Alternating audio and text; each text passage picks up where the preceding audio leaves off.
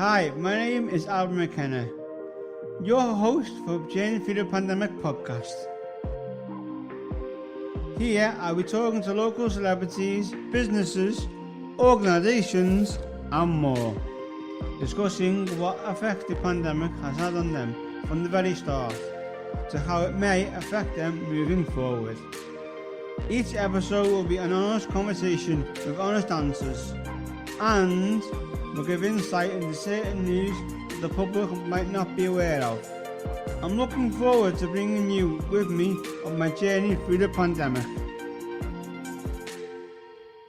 Hi, welcome to Journey Through the Pandemic. During the first episode, I'll be speaking to the CEO of Mencap Liverpool in Sefton on how she thinks the charity has been working during the pandemic and some exciting memories she had during the first year of the pandemic, even though it all had to be moved virtually and things changed. Hi Sarah, would you like to introduce yourself to my podcast? Thank you. Hi everyone, I'm Sarah. I'm the Chief Executive of Mencap Liverpool in Sefton. Thank you, Sarah. I am now going to ask you some questions about how the charity felt during the first year of the pandemic. My first one would be, how do you think the charity worked during the first year of this pandemic? Well, I have to say that I'm really proud of the way that we've worked. I think the charity's response to the pandemic and having to do things differently has been really fantastic. And when I say the charity, I mean everybody involved. So I don't just mean the staff team, I mean the members, I mean the volunteers, I mean the trustees, I mean our supporters and the people who've supported us and helped us raise money. I think everybody's come together.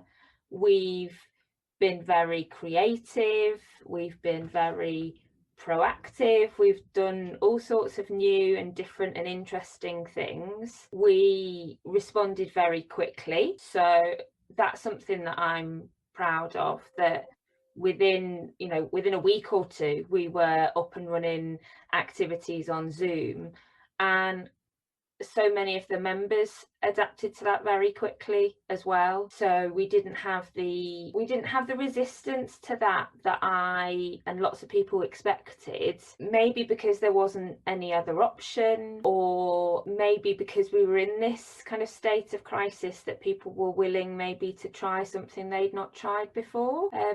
Or maybe it's that people underestimate people with a learning disability, which I think is probably also the case, that we tend to assume, or society tends to assume, that people with a learning disability don't like change and they won't do new things. And when your mental health can be compromised, that somehow you're not in a position to adapt and to do something different and to step out of your comfort zone. But I think the members have really shown that that's not the case at all. Yeah. And it's been fantastic to see how the members especially have stepped up to support each other, and that peer support is something really exciting that's come out of the pandemic, and that happened very quickly as well. Yeah, I agree. I think we have it was just brilliant, and when it struck, we were all like panicking at first, but when the WhatsApp group got made, I think it settled all of us, like all the members down, especially the staff as well, because the staff got help as well. How do you think the staff felt when the pandemic was announced? I don't think anybody knew what to think, because we didn't know then what was happening. We didn't know how long this was going to be for. We didn't know how serious it was going to be. We didn't know how the members were going to react. We didn't know how the funders were going to react either, and we didn't have very much money at one point near the start of the pandemic, so that was quite tricky. I think during the first couple of weeks, everybody was very up and down. We had to be very mindful of people having off days, and people maybe need to take a little bit of time.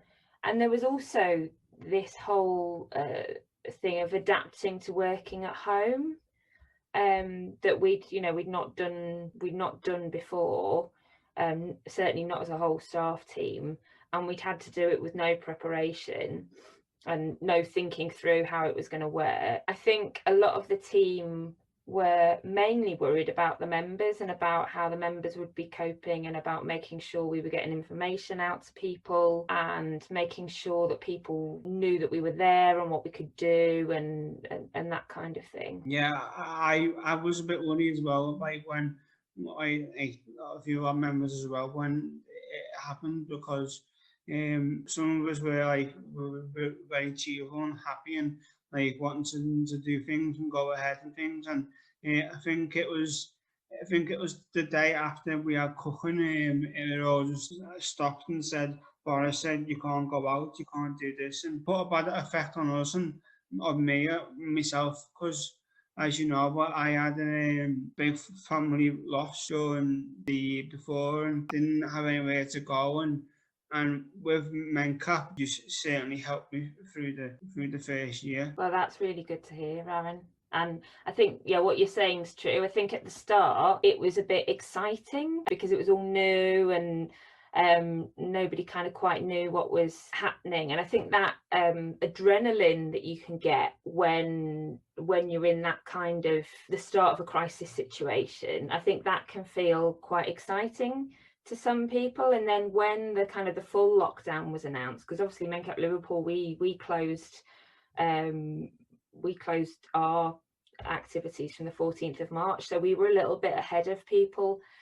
And when the full lockdown was announced, I think then it started to hit home that this was actually serious, and I think a lot of people took a dip then. Yeah. And that's something that we've been mindful of each time there's been kind of one of the big announcements that we're going back into lockdown or what have you, that we've been very aware of people feeling quite down and maybe a bit losing hope a little bit kind of after those announcements, and what we can do to keep everybody going and keep everybody focused on a brighter future. Yeah, I know, like you were saying, but not the elements. How do you think are the members and staff were feeling like when the weekly announcements, I'm looking at announcements, but we're here, like when he actually put on tears and then he said we can't go out at all again, like during the first and second, and now we're in like the third lockdown. How do you think staff and members, and also I think the volunteers and all the like fundraisers and that, how do you feel? I think it's been a real roller coaster of emotions, hasn't it, for everybody? I think lots of people feel quite exhausted and worn out by it. I mean, everybody responds differently and kind of has their own time scale for things, and it's important to be mindful of that. I think that this third lockdown seems to have impacted people hardest, possibly because it's the start of, happened at the start of January, where we'd done Christmas and New Year. It was the middle of winter, that the vaccines hadn't really started being rolled out yet, and there was just this sense of how long is this going on for, and can we keep going? People may be doubting themselves and their own resolve. But I mean, as you know, I was in Greece for 10 weeks, so I missed lockdown 2. I was in lockdown in Greece instead.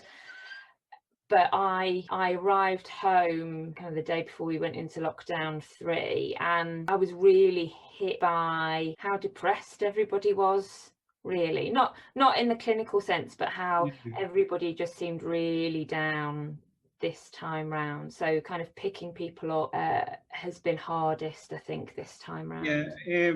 Because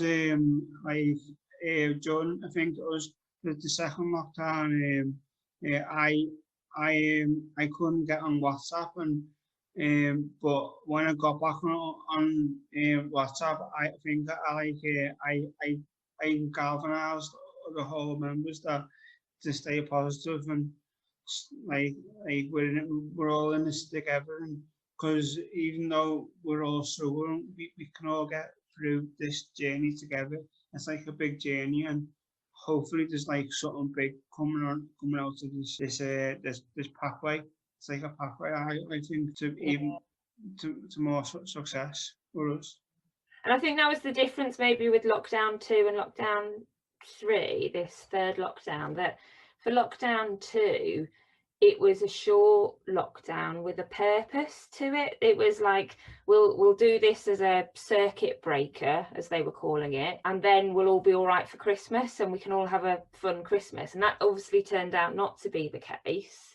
But when it was announced, we thought that this short lockdown in November was going to do the trick and we'd all be okay, and we could, we had something to look forward to at the end of it, even though that ended up getting taken away. And I think that was the difference with the third lockdown, that even the people who have normally been the kind of really cheerful ones who've been picking people up afterwards, even they seemed really down in the dumps when I came back. So yeah, I think that was the difference. Do see how much impact it's had for members supporting each other and cheering people on and saying, come on, we've got this, we can get through this, we've done it already, we know what we're doing. So that has such a great impact. It has such a great impact because for, some of our members, they've been through a lot of the journey themselves, and some of their family members are better, and they've been feeling upset, and we've told them to stick in there and try their best. We were saying about one of our members as well, had it, but we seem to stick by him. We can help it out, things like that. The next one would be, what do you think are the future plans for the new Crosby Building? Well, we've got lots of really exciting plans actually for the Crosby Building, so I'm glad you asked that question. We've got some things in place already, and that will mean that we're able to restart activities again more quickly when restrictions are eased. So we've got an outdoor classroom which is going to be heated, so you can be warm and dry but still be kind of outside and safe and working in small groups. And then we've got perspex screens up in the large room, so you can work on a big table in a group of 6 but separated from everyone else, so you're not breathing on other people, doing an arts activity or a workshop or something like that, and actually doing it in person, which is really exciting. And then we've got the hand sanitizing stations, and we've got the face visors and lots of different things to help people stay safe. So that's quite an exciting little development.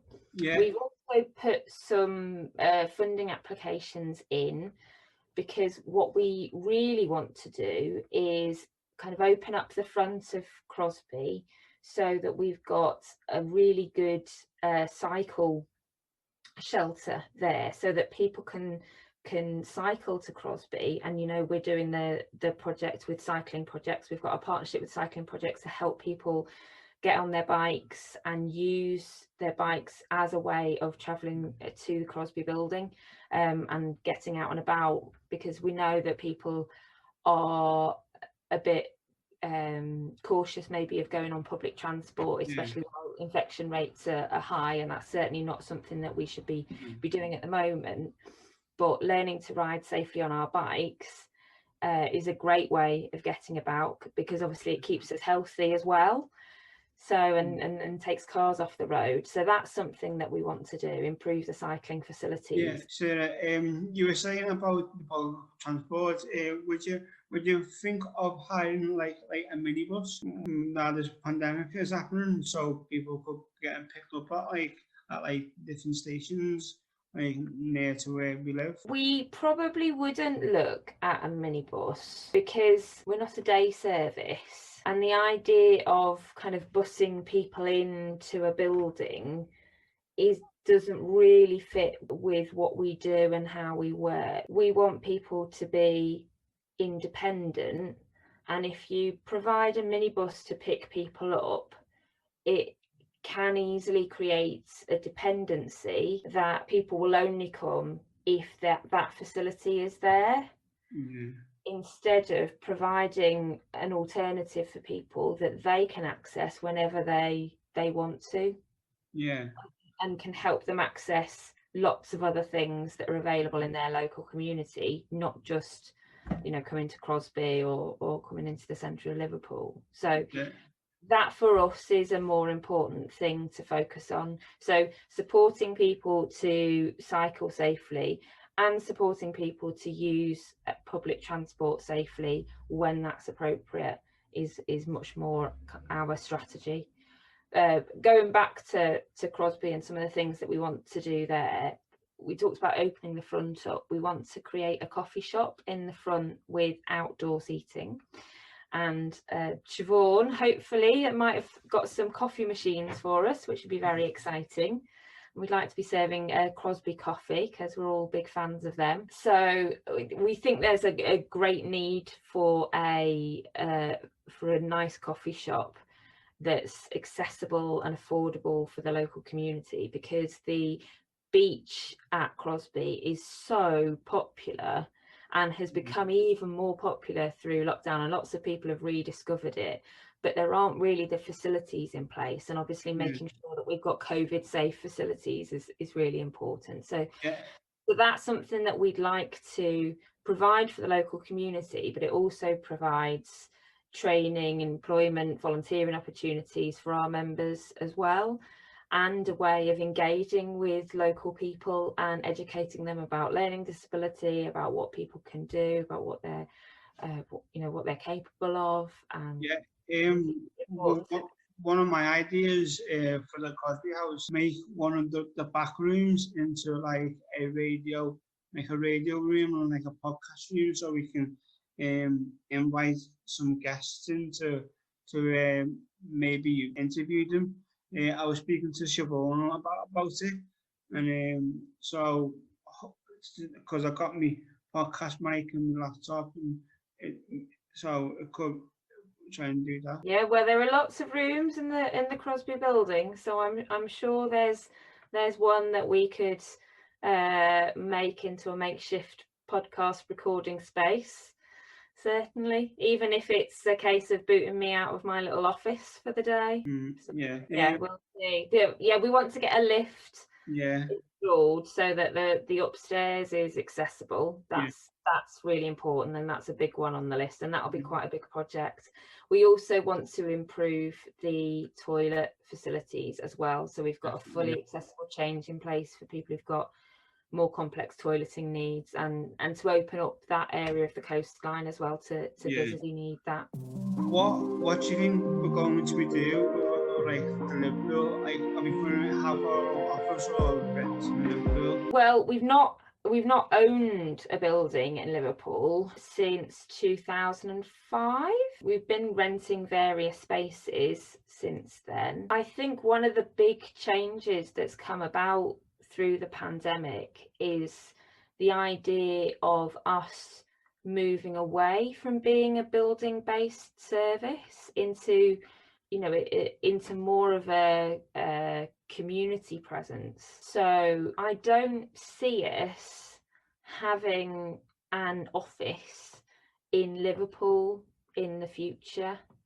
I don't really see us having an office in the Crosby Building. There will be places where people can work from, but our focus is much more on this kind of community of belonging. So there are lots of different ways to get involved in what we're doing. It's not about everybody coming to a building for Mencap Liverpool activities, if that makes sense.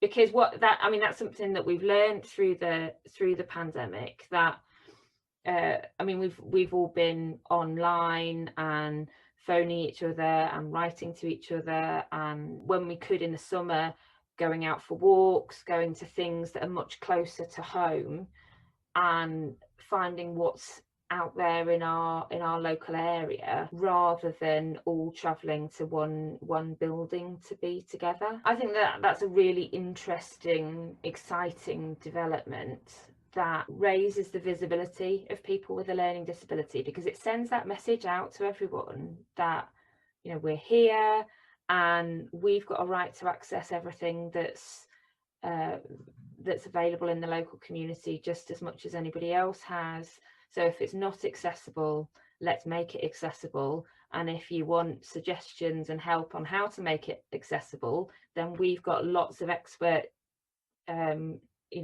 trainers who can help you with that. The next one is, how did you become the CEO of Mencap Liverpool? Well, I saw the role advertised for the chief exec of Mencap Liverpool, and I applied. Is the very short answer. So I have been the chief exec of Mencap Liverpool since July 2009. So this year it'll be 12 years that I've been in post, which is quite a long time. And obviously I became the chief exec of Mencap Liverpool and Sefton when the two charities merged in December 2018. But the charity was Mencap Liverpool was a very different charity to the organisation it is now. And I'm really, really proud of a lot of the things that we're doing now, especially the work that's being led by our members. Yeah, how do you think we've progressed since we were Mencap Liverpool and now we've merged with Sefton? How do you think we've progressed as a charity? I mean, we've grown a lot in size. Certainly, we've got more staff, and we're covering a larger area. We've had to develop new relationships in Sefton that we just didn't have before, because South Sefton Mencap worked in a very different way to Mencap Liverpool. It's caused us to ask some kind of interesting questions about what's important to us, how do we want to run, and obviously we inherited this building, and we're thinking, okay, what's the right way to use the building, what do we need to be doing with it. I think we've made some really interesting, exciting developments.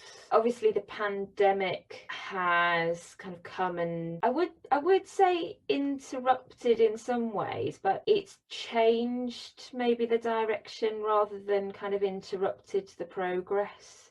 And in some ways it's really sped up the progress of the organisation, because we were looking anyway at moving from the Liverpool office and giving up the Liverpool office, but because of the pandemic we had to do that more than 12 months sooner than we planned.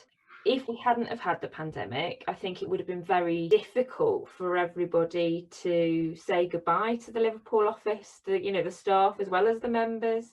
But I think because of the circumstances that we had to stop going to the Liverpool office, obviously because it wasn't safe, we've been able to kind of get over that and get used to this idea of working from home or working remotely and going out and meeting people where they're at, and letting members take on more responsibility for delivering different projects and doing things in different ways. So yeah, in some ways the pandemic has really sped up our progress since the merger. Yeah. How could we use artists as people with learning disabilities to raise awareness of social isolation people with learning disabilities often face? Yeah, I think that's another real, do I say positive, but something quite important that's come from the pandemic, in that it has made the wider population much more aware of the impact of social isolation and what it feels like to be lonely, what it feels like not to be able to go and do the things that you want to be doing, like going for a meal or going to a place of work or going to school, or all of those kinds of things, or just meeting up with a group of friends that we've not been able to do. Those are things that people with a learning disability have faced barriers in accessing long before the pandemic. In some ways, people with a learning disability are better equipped to deal with the pandemic than others, and I think that there's lots that we can learn from people with a learning disability, and I think that us as a staff team have definitely been learning from the members, and the members as a whole. You've been so resilient, and you've been so quick to adapt to new things. You've been so flexible. You've really challenged our expectations of how we thought you would experience the pandemic, definitely in a very, very positive way. And there are so many times where I see that the members have been dealing with things more easily than the staff have. You were saying about the staff, how do you think the staff have been feeling, like, knowing that they're feeling isolated and social isolated now, and that the members have felt it already? I think it's really hard for the staff team, and we had several new members of staff join the team at the start of 2020, and I mean Siobhan joined like 2 weeks before lockdown, so we never had a chance to get to know each other as a team, and us kind of supporting each other as a group has had to develop over the pandemic and during lockdown, while we've not actually been able to see each other and come together, and that's been really, really tough. Whereas most of the members knew each other before the pandemic, and so for the members who knew each other, it's been easier maybe for you guys to keep up that connection on Zoom and maintain those relationships and those friendships, where it's perhaps been a bit harder for the staff team because we've maybe taken for granted the fact that we could go into an office and speak to each other face to face. How do you think that the wider public have developed a better understanding of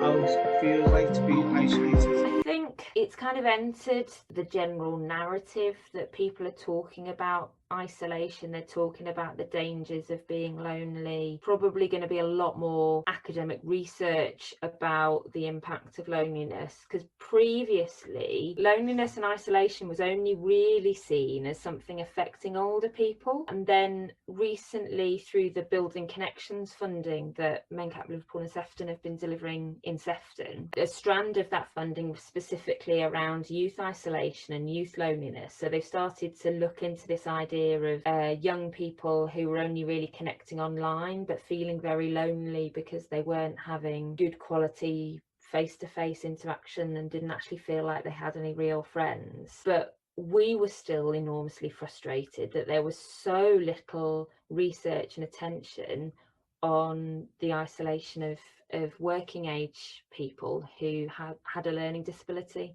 So I hope that it's going to be easier for there to be some research around that so we can learn more about it, but also funding for projects like Mencap Liverpool and Sefton, who actually work to address those issues and to give people those friendships and support networks. Do you think us members have adjusted well during the pandemic?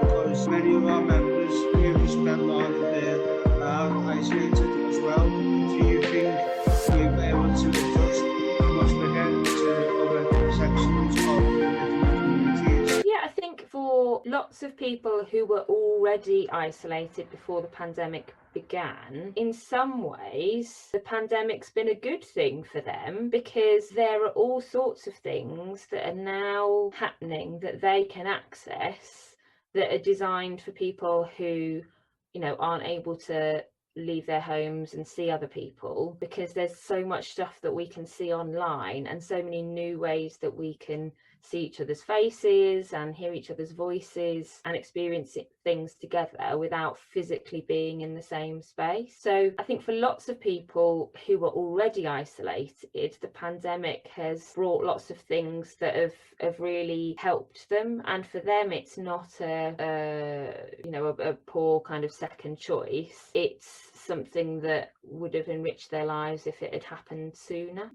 Is there anything else you would like to say? I'd like to say a huge thank you to everybody who has been part of our journey over the last year.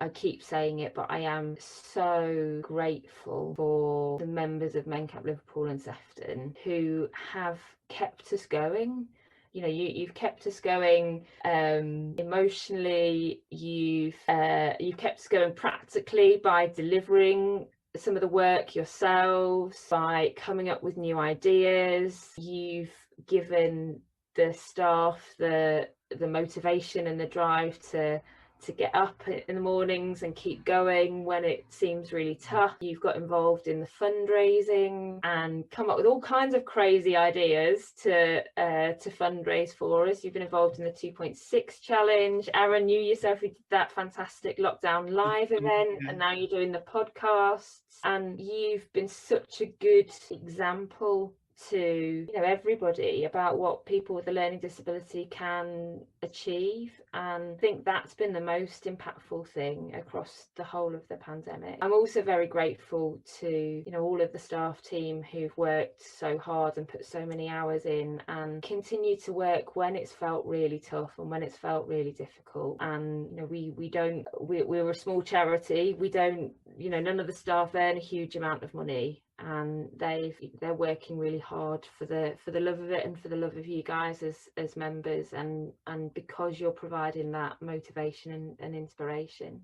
And then to the funders and to the individuals who've supported us financially and helped fund the work that we're doing, and especially people who've funded tablets and things so we can help get more people online, and people like that who've been involved, and even just people who've retweeted the stuff that we're doing and supported us and helped us raise our profile. It's been really overwhelming at times to see how people are supporting us. We're very proud indeed, and I'm very, very grateful to be on the first edition of your podcast.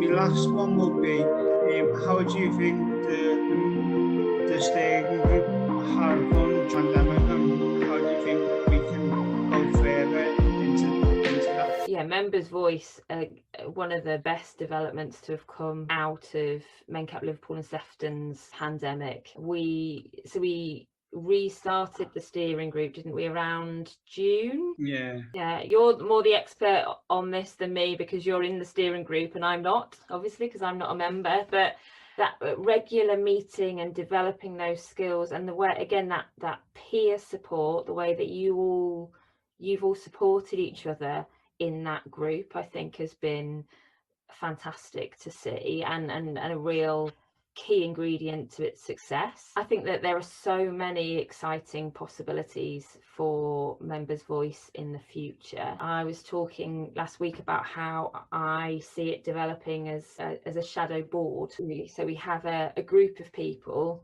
led by yourself and as vice chair, and Sophie as chair of Members' Voice, to help test out the new ideas and the new developments that we're looking at as an organisation, and informing the board about what you think about that and where you feel we should be going, so that we are, we're continuing to be a member-led organisation. I think even though we're a sports charity, John and Sophie's brain, as we say, it's we're gonna get like a bigger charity, because I've got big networks, and I think the networks will focus on that.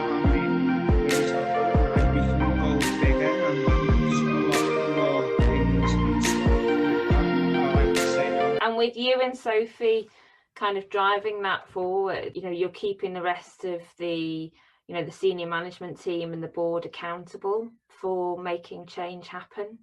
So you guys are really providing the fuel for that, as well as the ideas. Thank you for your questions. On the next episode, we'll be having an insight look on how people in the music and radio industry have been working